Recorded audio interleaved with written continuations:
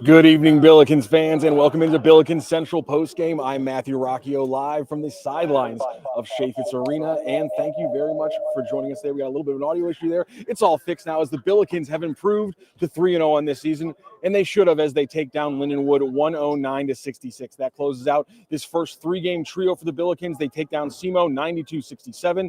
They take down Chicago State 108-86, and then tonight again Lindenwood 109-66. They set another program record for scoring against the D1 program. It was 108 against Chicago State, and now the new record 109 after scoring that against Lindenwood tonight. A lot of big things to cover, but let's jump in first of all to our friends over at Home Bank. They are our big sponsor here at STL Sports Central. They make sure that everything that we do here can happen. Our Home Bank postgame moment of our money moment of the game is brought to you by Home Bank, and this Billikens postgame is brought to you by our business banking partners at Home Bank. From business lending to everyday banking, Home Bank has been with us since day one as a trusted partner. Business isn't just about numbers, it's about relationships, and with Home Bank, those relationships make all the difference. Home Bank is the team behind our team at STL Sports Central. Visit myhomebank.bank or call 855-577-2001. That's Home Bank, member FDIC, more than a bank. They're our business partner. And when we're talking about what our Home Bank money moment of the game is, it's got to be the start of the second half because, listen, that first half is sloppy. And we have Bob Ramsey, who's going to join us a little bit later on in this postgame after he's finished up with what everything else he's got to do. He's going to join us here. We're going to talk about how that was a sloppy first half for the Billikens. 16 turnovers against Lindenwood is the last thing you want to see. I don't care how many shots they made. I don't care about the 3 points. I don't care what they did. 16 turnovers in the first half has to be the biggest thing that you're focusing on if you're a Billikens fan. The good thing is, though, they got it fixed. After a really sloppy first half, they came out for the second half, and they had a better half. And that's what we're talking about. Our Home Bank money moment of the game is the first 6 minutes of the second half. I'm not sure exactly where you want to pinpoint it, but it was everything for the Billikens. They come out sloppy, but in those first 6 minutes, they put the pedal to the metal.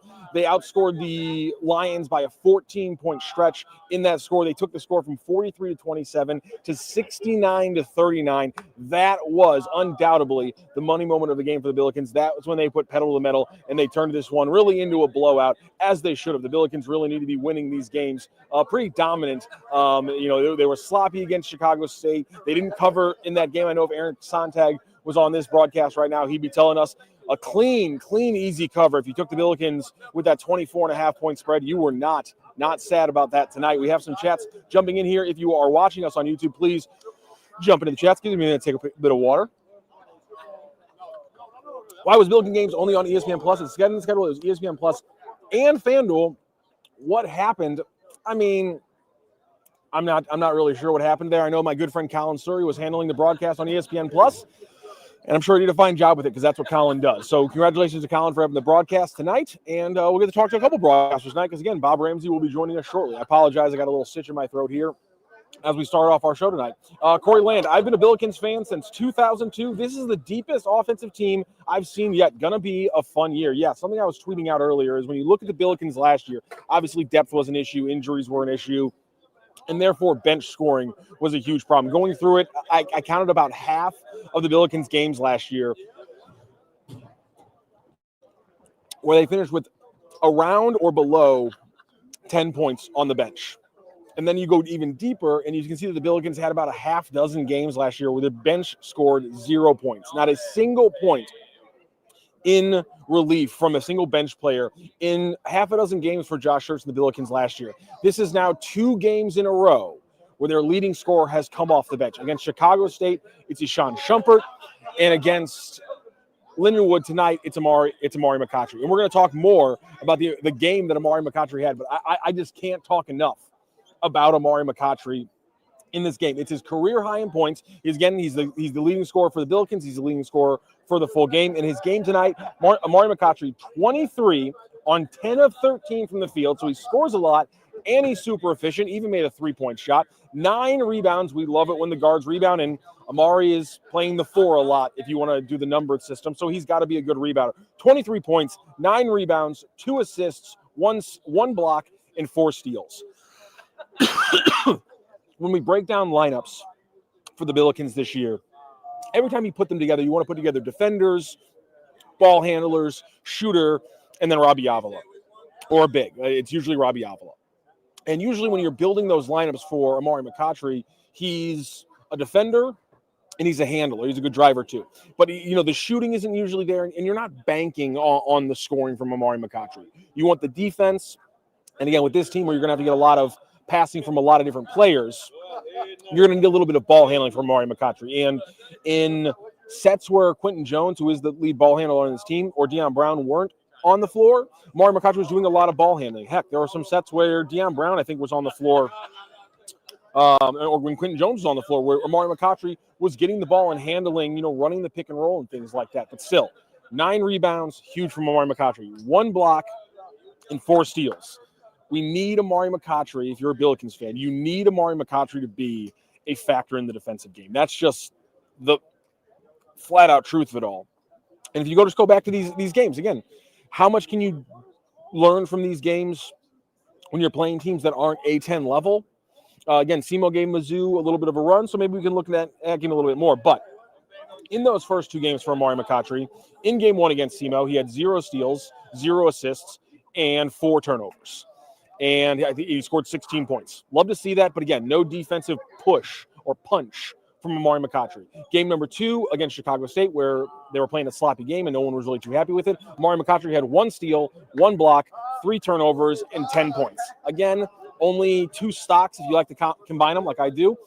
Still maybe not good enough. Tonight, though, one block, 4 steals, to just 3 turnovers, and then he adds in the 23 points. Just an incredible game from Amari McCautry. A lot of teams are going to focus on the career high, and we should. Congratulations to Amari. You just got your career high in scoring. Before this, coming in, I think it was 21 in the NIT game against Arkansas State last year, where he had a fantastic game, and he really showed his growth. So to see Amari McCautry continue that growth, another game high, 23 points, putting up 4 steals, adding another block into that, you absolutely love to see that from Amari McCautry. I can't wait to hear from Bob Ramsey what he thought from number 4. He was fantastic. And I haven't got to talk to Josh Schertz about this yet, but one of my next questions for Josh Schertz is 100% going to be, what does it mean to you for a guy who can play 3 different spots in your offense? And if you guys don't know, when Josh has terminology for his positions, it's not 1, 2, 3, 4, 5.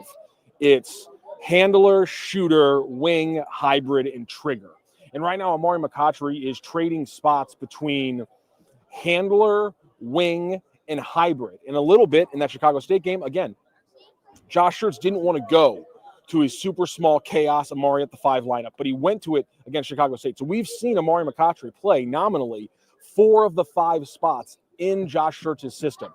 That's all we're going to see him play. I can't ever see him playing the shooter role, but you don't really want him doing that. You got a lot of good shooters. We'll talk about Ashawn Shumpert and just how many times that Bob Ramsey's going to say the phrase bang about Ashawn Shumpert this season. We got a couple of chats here, and let's get to them here. Looking forward to listening to the full show on the Billikens Central sometime later tomorrow on Apple Podcasts and iHeartRadio. Wherever you get your podcasts, that's where you can find them. I will make sure that the audio gets uploaded late tonight, tomorrow morning for you, John Patrick Van Pelt. You're such a studious member of these post-game shows. Thank you so much for listening live and listening later as you can here on STL Sports Central. Whatever you want to watch a post-game live, if it's the Blues, if it's the Cardinals, won't be the Cardinals for a while, if it's the Blues, we got it covered. I'm not sure what we're covering, but we've got it covered. And then you have Mizzou, football, basketball, all on here. And, of course, we're doing Billikens post games as well. So make sure you hit that like and subscribe button. Hit the bell button so you know whenever we're going live as well. Samuel Howe, 66 points is still a lot of points for Lindenwood. Yeah, and that's going to have to be a lot of the first half when the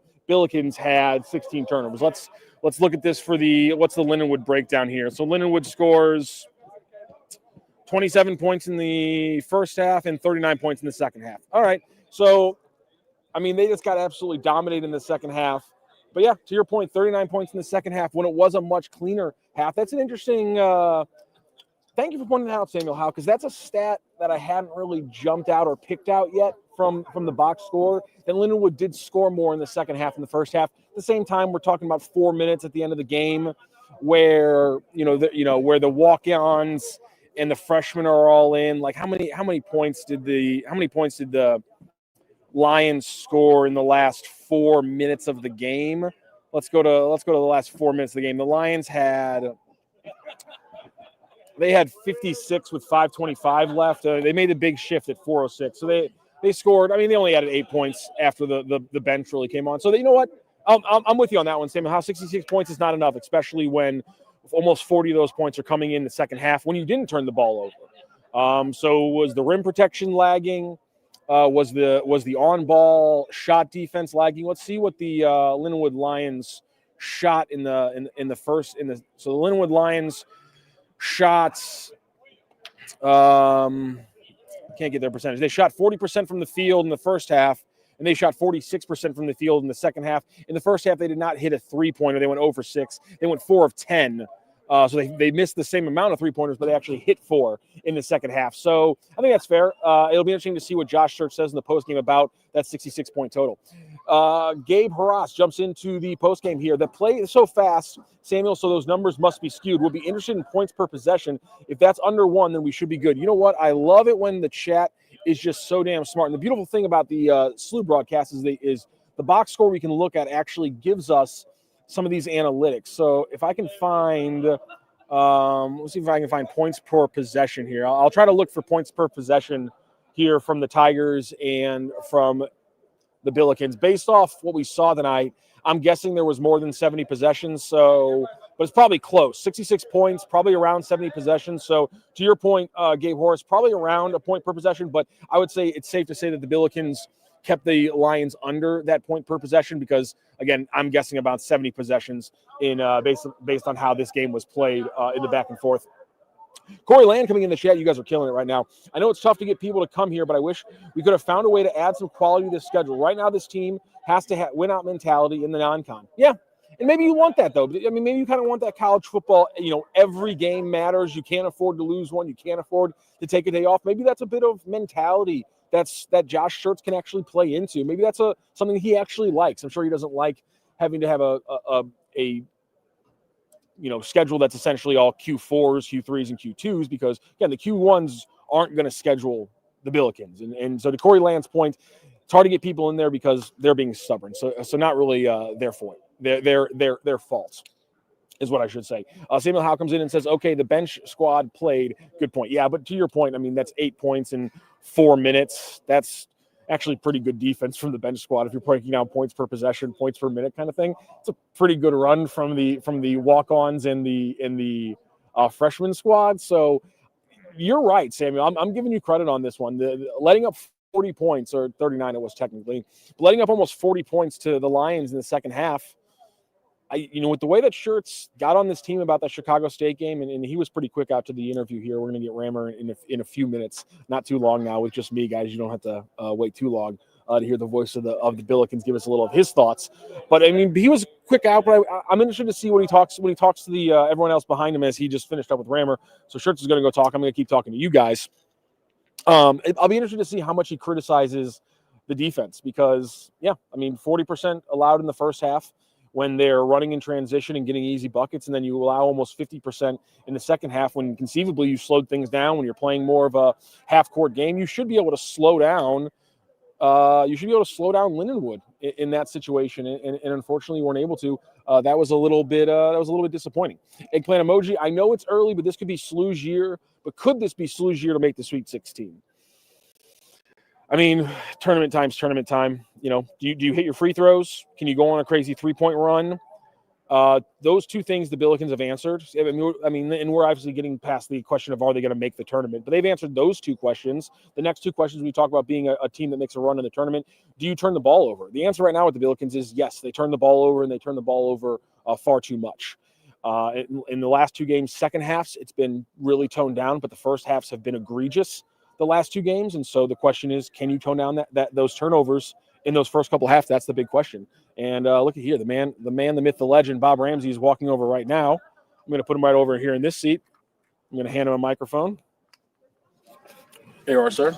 That'll be your microphone. All right, thank you, sir. You're welcome. Wait, what is this, Star Trek? It is Star Trek. What is happening here? And we're gonna. And you got your own camera too. I'm used to the big. I need a big thing and a hanging on my head. No, this is Star Trek. Yeah, this is Star Trek now. Okay, ladies and gentlemen, Bob Ramsey, the voice of the Billikens, our special guest tonight, joins us here as the Billikens take care of Lindenwood 109-66. Just your opening thoughts on the game. First thing I want to say how much I respect Kyle Girdman and the Lindenwood Lions. This is a team that is. They're going to do well in the Ohio Valley. They got a little bit of everything. Three of their presumptive starters. Mm-hmm. This is the first time they've played together. Yeah, that's going to change. Dontrez Williams, who's a terrific player, he's had one practice. One practice. Yeah, we know how that can affect the team last year. We saw that with the Billikens. And he had one practice. He had 13 points. That's pretty good. Lindenwood's going to be good. And so there's a young man over there, Nenadic, a big who can run. First takeaway, I want to give respect to the Lindenwood Lions. Second of all, some of the things that irked Coach Schertz in the previous game were cleaned up a great deal. Still a lot of turnovers, but again, when you have as many possessions as Lindenwood has, its turnover percentage is probably more important than the raw number. Now, back-to-back 100-point games, the first time in the university's history. Not bad. In the history. That's fun. And so for a guy who's saying, a dozen turnovers is where you want to be, and with spoonball where you're winning games 48-46, and it was awesome, although that's not completely fair when you had H. Waldman and Erwin Claggett and Scott Highmark. You were scoring 80, 90 a game. But anyway, this is a different kind of animal. Yeah. And you know that from analytics tell you that, and you're an analytics guy. And so I'm not going to tell you your game, but those are the things I'm learning as I watch this team develop. And you were talking about there are a lot of possessions from Lindenwood. The point per possession number is maybe not too bad, but you highlighted it there on your number there, and we had a chatter here on YouTube pointing out as well. 39 points allowed in the second half, and they went from shooting 40% in the first half. This is the Lions shooting almost 50% in the second half. Did Schertz have any comments on the second half defense overall? No, he was very happy with the defense. Okay. He was very happy. And that the relentless pressure that they put on paid off. And I think, they had 30 shots, and they were taking good shots, and it's a good team. No, he was I just finished talking to Coach Schertz on the radio, and he said still a lot of things to clean up. It's still early November, not even mid-November, and there's a long way to go for this team. But I think a lot of your happiness is relative, and compared to the last game, he's much happier tonight.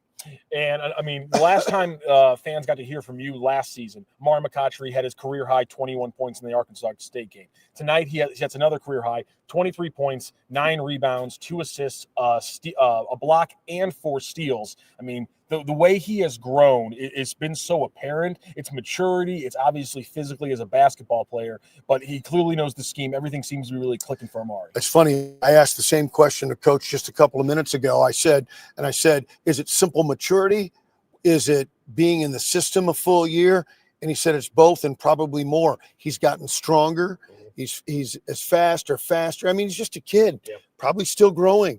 And with his strength and his length and the ability to use the length around the basket, he's just as good with his left hand as he is his right.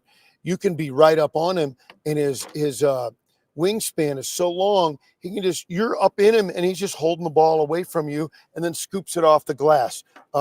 He's got a chance to have a special season. Any thoughts about getting some extra reps with the Junior Blues, considering the way the Billikens might be doing line changes? It's funny. Year? The depth is insane. We were I was going to make a point and kind of tease Coach Schertz, but everybody was standing around looking at us. Hey, we got other media to talk to, because you could talk to Josh, as you know, for hours on end.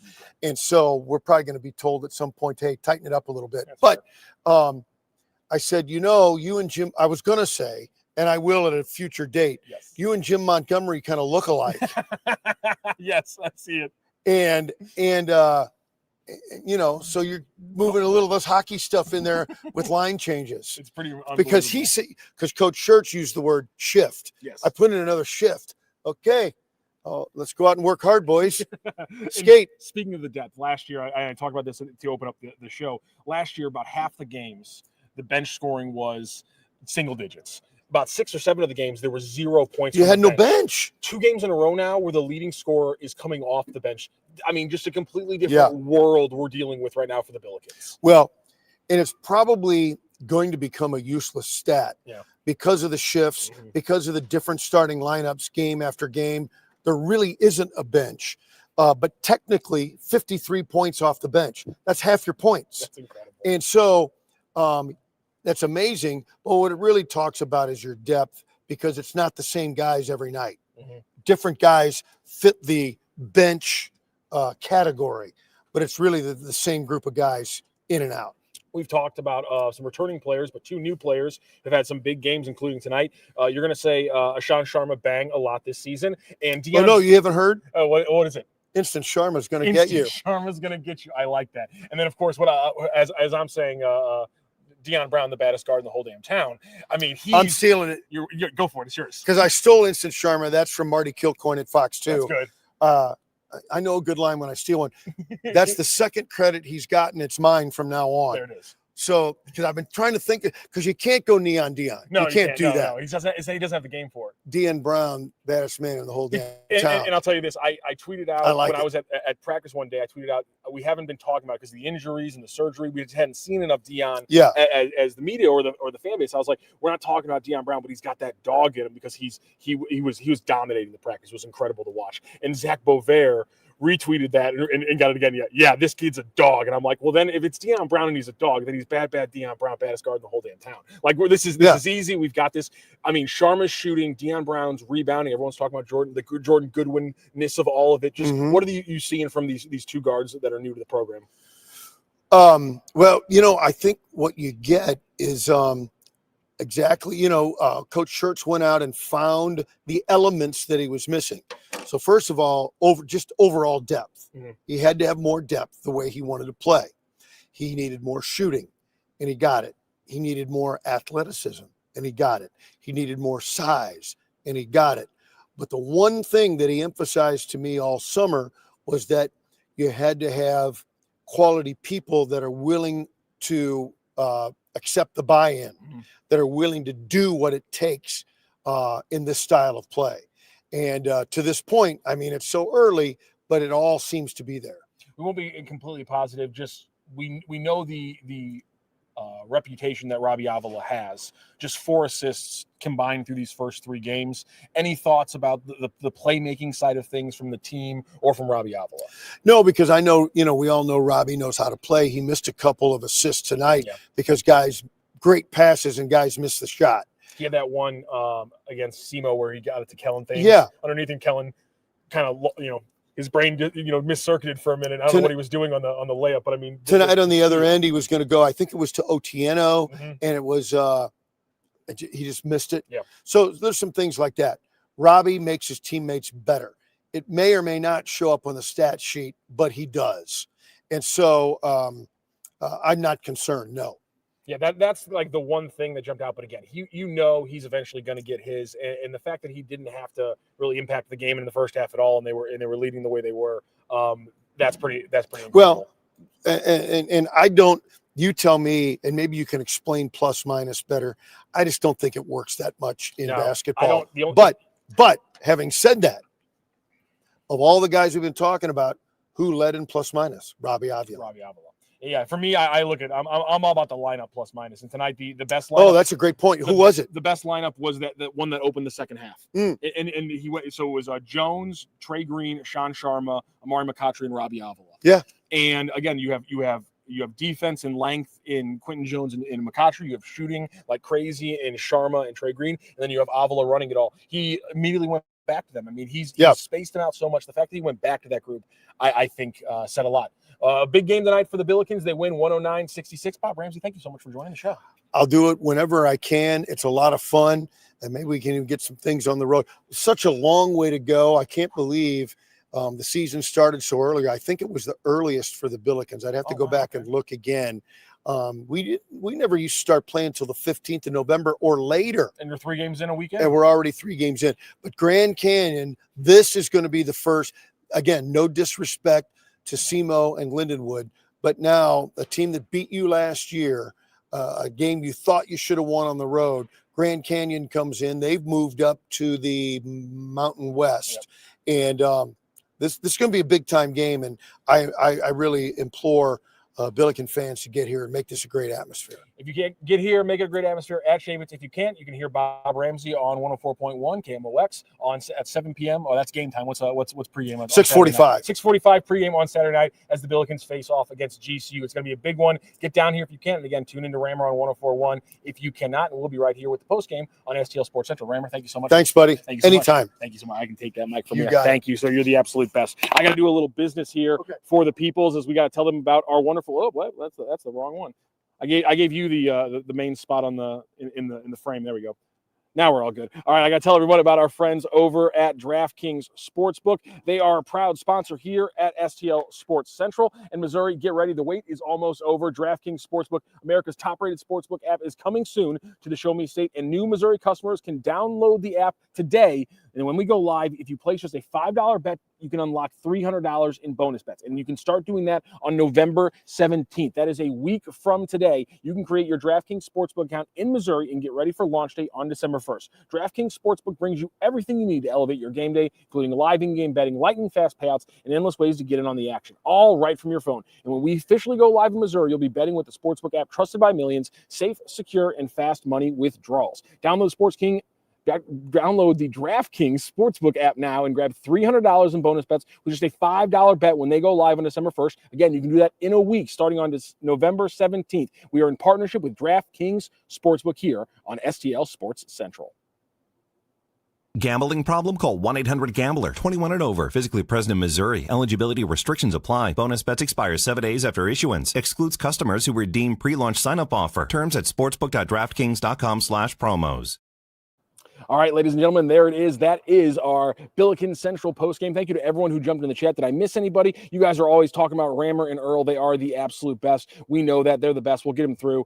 Let's see if we got some other ones here. Corey Land, I hope the other people catch on this. Is the one positive sport we have on an STL right now.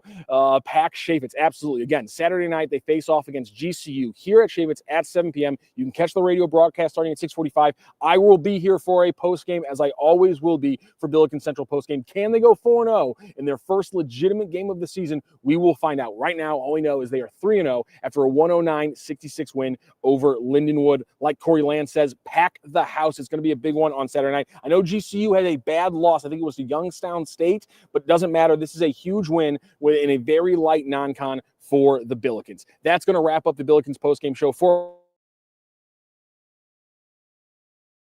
all in the YouTube chat right now. Thank you so much for joining the show. Again, Billikens 109-66 over Lindenwood as they improved to 3-0. We'll be back on Saturday right here live from Shavitz Arena.